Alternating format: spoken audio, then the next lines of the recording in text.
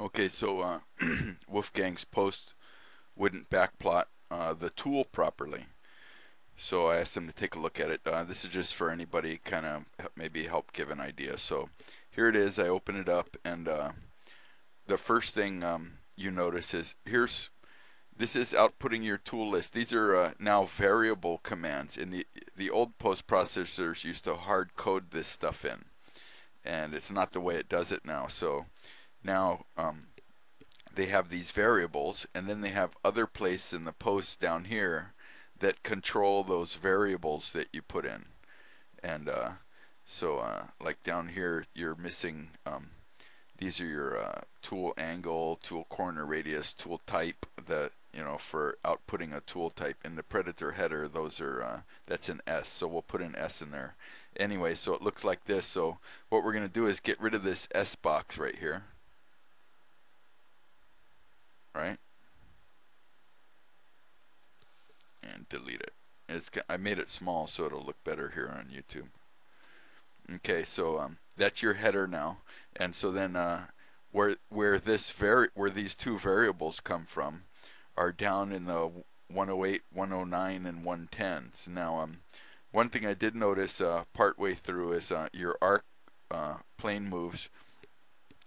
This line 64 right here is supposed to have a ZF in it. Commonly, all the Bobcat posts are missing that ZF, and normally you won't notice it, but I think it has something to do with like helical ramping. So if you had any kind of helical ramp move or something, it wouldn't post right without that there. So I made that change, and then we come down to excuse me, beer. Here's your rectangular stock format, your rotary stock format, and the tool list format here. So let's get rid of two rotary stock formats. We only need the 109 line, right? And then now we'll move to your tool list format. Now you're always outputting a flat one because you have a hard-coded, see the quotes, hard-coded S1 tool type, and in the Predator header, that's always going to be that. I think it's a NML or something. It's that tool. So it's hard coded. So what you want to put in there though is M tool type. So I'm just going to do copying and pasting here, so I don't make a mistake here. I'm just copying and pasting it from mine. So I changed that hard coded S1 to S tool type. Now there's one other one in there though. There's another couple that I'm going to put in, which is M tool angle and M tool corner rad. These are variables, and those are going to go right after tool length, double checking, and just before diameter. There you go. So I put M tool angle and M tool corner rad, and so what that's going to output, the Predator has to have those values to be able to backplot properly. And then now those values are being drawn from what goes in there. So let's look at M tool type. Of course, Predator header has to be S tools, right? So those are going to be coming from 699 through 704, and yours are basically all blank. So what I'm going to do is I'm going to just come over to mine and do a copy and paste of 699 to 704, and then we'll 699 to 704, and you'll see what the values are. Copy, come over here to 699 and 704, and paste those in. And so what that changes, M tool angle, variable M tool angle, you saw me add that before, is going to be an A. So if you're doing any rotary stuff, no,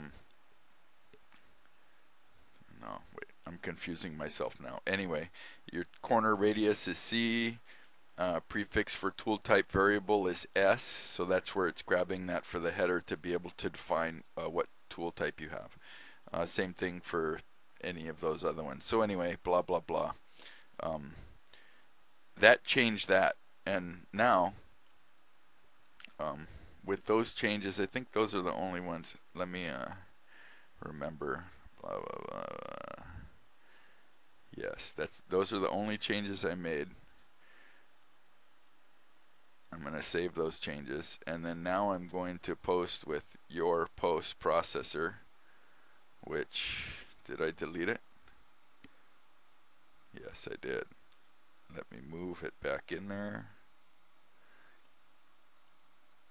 Move here, and then we'll select it. This is making it painful for you to have to watch, right? Let's make sure we're double selecting it so we know it's there, and the one I just changed is the one we did. There we go. And now I can come up and post, and now the difference is, and I didn't resize the Predator window first, so let's do that and get that over here so you can see what's going on. So now we put out an S2 and an S3. Before, you were constantly putting out S1s. And then I also added in that A and this C value right here.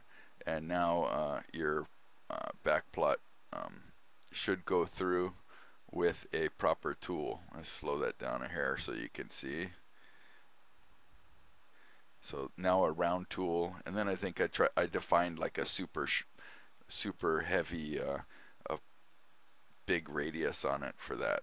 So and those you can always look at if you go to the Predator help and you index it, and what you type in for your index keyword is Predator header. Then what that's going to do is bring up all your variables that you can input into the Predator header area, and then right here is your where's the M? Here's the M tool, and you can click on that, and it shows you all the values for what each tool defines. So you are defining an S1 always, which is flat. So now Bobcat will automatically, the Predator backplot will automatically pick up on the tool from Bobcat. Now, of course, in Bobcat you can't define a corner rounding tool. So what you can do though is you just look at what these are and define it yourself. Then you just set up, like for a corner rounding, you would just do a profile anyways, how Bobcat's expecting you to do it. But the tool doesn't show it for the backplot, so I would just come in here and then I would define it myself by changing that S value to this number. Then the backplot would show the actual value, the actual tool showing that you wanted. Yeah, so you can change tool angles and all that in the editor manually, and get the exact tool you're going for by just changing that number value and then a couple of the other values there in the header. Anyway, that's it, and I posted your post processor back there. Maybe that will help somebody. All right.